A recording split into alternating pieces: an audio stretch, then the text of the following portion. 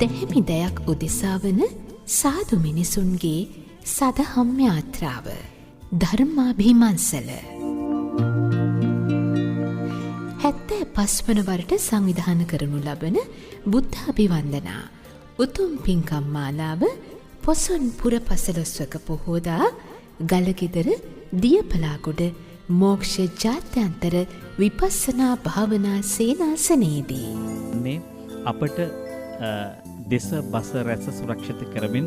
සම්බුදු සසුනේ චිරස්ථිතය සඳහා ධර්මදේශනා ධර්ම සාකච්ඡා දෙතිස් ව්‍යාංජන සහිත සම්බුද්ධ පූජාව අටවිසි බුද්ධ වන්දනා පෙරහර හා බුද්ධ වන්දනාව බෝධි පූජාව ගිලන්පස පූජාව හා ප්‍රාර්ථනා අබතෙල් පූජාව ඇතුළු පින්කම් රැසක් අනුශාසකත්වය ගලගෙදර දියපලාගොඩ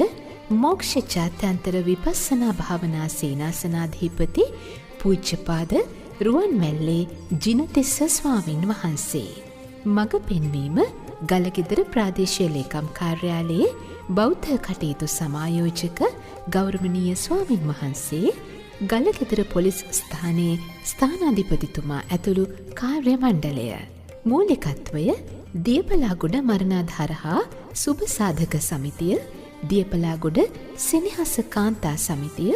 දියපලාගොඩ කුඹුරේගම එකමුතු මිතුරු සංසදය නියංගොඩ උතුර සුභ සාධක සමිතිය හා නියංගොඩ උතුරු රන්තිසර එකමුතු සංසදය සංවිධානය ගලගෙදර පොලිසියේ මහජන සම්බන්ධතා අංශයේ පොලිස් සැරයෙන් සමස්ත ලංකා සාමවිනිසුරු